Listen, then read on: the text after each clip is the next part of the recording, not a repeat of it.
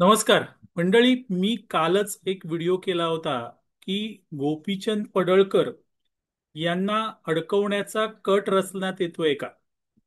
मागच्या काही दिवसांपासून जे काही विधिमंडळात झालं, विधिमंडळाच्या परिसरात झालं, त्यावरून मी ते विश्लेषण केलं होतं.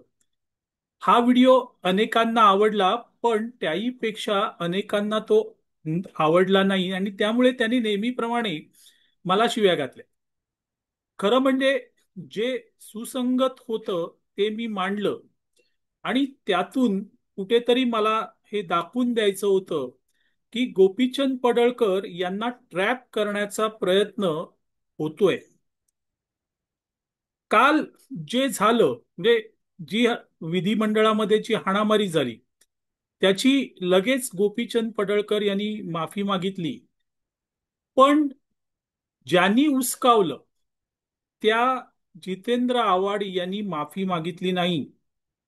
ते म्हणाले मला वाईट वाटलं, इतकंच म्हणाले. यावरून एक गोष्ट स्पष्ट होते आणि ती गोष्ट अशी की झालेल्या गोष्टीची खंत ही गोपीचंद पडळकर यांना आहे. त्यांच्या कार्यकर्त्यांना उचकावण्यात आलं आणि त्यातून त्यांनी मारहाणीचा प्रयत्न केला. तो निषेधार्ह होता, यात वाद नाही. पण ज्यांनी उचकावलं तेही तितकेच दोषी असतात. त्यांनी देखील माफी मागणं गरजेचं होतं, पण ती मागितली गेलेली असो. गोपीचंद पडळकर यांना अडकवणं हा व्यापक कटाचा भाग होता का. आता तो व्यापक कटाचा भाग होता की नव्हता हे मी काय सांगू शकणार. ज्येष्ठ पत्रकार कुमार केतकर ते सांगू शकतील. कारण त्यांनी काही वर्षांपूर्वी नरेंद्र मोदी हा व्यापक कटाचा भाग आहे असं म्हटलं होतं, जसं विश्लेषण केलं होतं. आता इथे गोपीचंद पडळकर यांच्या विरोधात व्यापक कटाचा भाग आहे का, हा प्रश्न अनुत्तरित राहतो. अर्थात गोपीचंद पडळकर असतील किंवा नितेश राणे असतील, हे कट्टर हिंदुत्ववादी भूमिका मांडतायत, घेतायत. आणि त्यामुळे त्यांना कुठे ना कुठेतरी अडकवण्याचा प्रयत्न होईल, चालेला आहे. हे आता लपून राहिलेलं नाहीये, हे आता उघडकीस आलेलं आहे.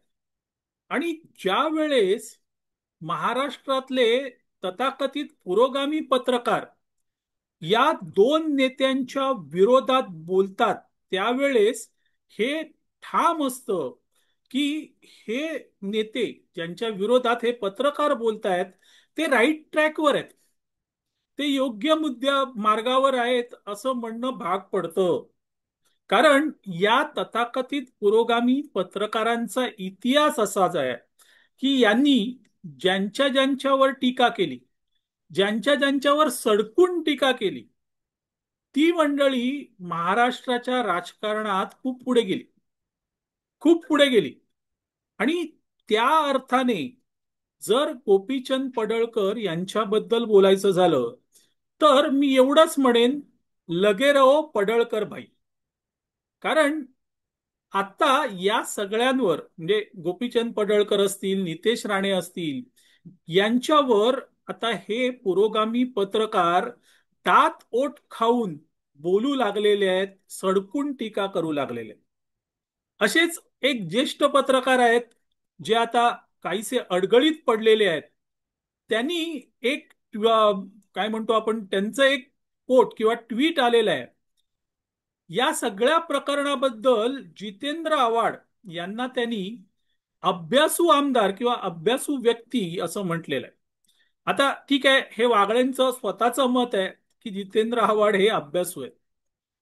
पण दुसऱ्या बाजूला मात्र गोपीचंद पडळकर आणि नितेश राणे यांच्या मुसक्या आवळ्या हे सांगायला वागळे विसरलेले नाहीयेत. आणि तसा सल्ला त्यांनी देवेंद्र फडणवीस यांना दिलेला आहे. वागळेंचं हे एक पहिलं एक उदाहरण. असे अनेक पत्रकार आहेत जे आता सध्या गोपीचंद पडळकर असतील, नितेश राणे असतील, यांच्यावर टीका करू लागलेल्या आहेत. ही टीका या लोकांना आवरा अशी टीका आहे. आणि त्यामुळे ही मंडळी राईट ट्रॅकवर, योग्य मार्गावर आहेत असं म्हणावं लागतं. मंडळी, महाराष्ट्रातल्या या पुरोगामी पत्रकारांचा एक इतिहास आहे. हे पत्रकार ज्यांच्या ज्यांच्या मागे जातात किंवा जी मंडळी या पत्रकारांना आवडू लागतात, ते महाराष्ट्राच्या राजकारणातून जवळजवळ नामशेष होतात. जवळजवळ नामशेष होतात. या उलट ही मंडळी ज्यांच्यावर टीका करतात, त्यांचं राजकीय भविष्य हे उज्ज्वल असतं. उज्ज्वल असतं मित्रांनो. उदाहरणच द्यायचं झालं तर स्वर्गीय बाळासाहेब ठाकरे यांचं उदाहरण देता येईल. ही जी सगळी तथाकथित पुरोगामी पत्रकार मंडळी आहेत, त्यांनी बाळासाहेब ठाकरे यांच्यावर जोरदार टीका केली होती. त्यांच्या विरोधात मोर्चे काढले होते, आंदोलनं केली होती. अर्थात बाळासाहेब ठाकरेंनी त्यांना कधीच भीक घातली नाही. कधीच भीक घातली नाही. आणि त्यामुळे बाळासाहेब ठाकरे हे महाराष्ट्राच्या राजकारणात अटळपदी पोचले. उलट त्यांचा मुलगा उद्धव ठाकरे हा या पत्रकारांच्या आहारी गेला. त्यांना बाळासाहेब ठाकरे स्मारकाच्या कमिटीवर त्यांची नेमनियुक्ती केली. हे पत्रकार जसं बोलतील तसं उद्धव ठाकरे वागू लागले, बोलू लागले. आणि आज बाळासाहेबांनी एका मोठ्या उंचीवर नेऊन ठेवलेली शिवसेना, तिची परिस्थिती काय झाली आहे बघा. कारण अन्य कारण भरपूर असतील, पण त्यातलं एक महत्वाचं कारण ते म्हणजे या पुरोगामी पत्रकारांच्या मर्जीत उद्धव ठाकरे आले. आणि जी व्यक्ती अशा पुरोगामी पत्रकारांच्या मर्जीत येते, ती नामशेष होते, हे त्यातून दिसून आलं. अशी असंख्य उदाहरणं आहेत मित्रांनो. आज भाजपवर, संघावर याच मंडळीने सातत्याने टोकाची टीका केलेली आहे. टोकाची टीका केली आहे. पण संघ असेल, भाजप असेल, हा उपमंडुका इतका राहिला नाही. तो इतका फोपावला की आता या तथाकथित पुरोगामी पत्रकारांना तोंडात बोटं घालावी लागतात. हे यांचं चारित्र्य आहे. लक्षात घ्या, हे ज्याच्या ज्याच्यावर टीका करतात ती व्यक्ती फार मोठी होते. या सगळ्या पत्रकारांच्या गळ्यातला ताईत अर्थातच शरद पवार. आज शरद पवार कुठे गेलेत बघा. कुठे गेलेत बघा. आणि त्यामुळे मी जे काय मांडतो ते हवेतलं नाहीये, ते फॅक्च्युअल आहे. ते मला दिसलं, तुम्हाला दिसलं, तेच मी हे तुमच्या समोर मांडतोय. आणि अशी मंडळी आज नितेश राणे, गोपीचंद पडळकर यांच्यावर टीका करतायत. लक्षात घ्या, जोरदार टीका करतायत, त्यांच्या मुसक्या आवळा म्हणून सांगतायत. याचा अर्थ स्पष्ट आहे की पडळकर असतील, नितेश राणे असतील, यांचं भवितव्य उज्ज्वल आहे. यांचं भवितव्य उज्ज्वल आहे. कारण याच मंडळींनी काँग्रेसला पण डोक्यावर घेतलं होतं, आजही घेतलंय. आज महाराष्ट्रातल्या काँग्रेसची अवस्था बघा काय आहे.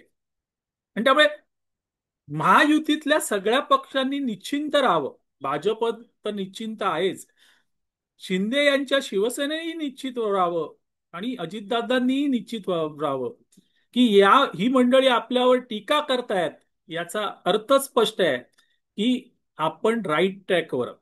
उद्या जर या मंडळींनी तुमची स्तुती करायला सुरुवात केली तर मात्र ती बाब गांभीर्याने घ्या. कारण ही मंडळी स्तुती करतात म्हणजे तुमच्या राजकीय अस्तित्वाला मोठा धोका आहे, हे लक्षात घ्या. असो मंडळी, तुर्तास इथे थांबतो.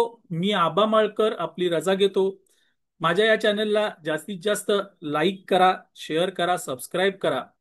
आपल्या मित्रमंडळींना या चॅनलबद्दल सांगा. धन्यवाद.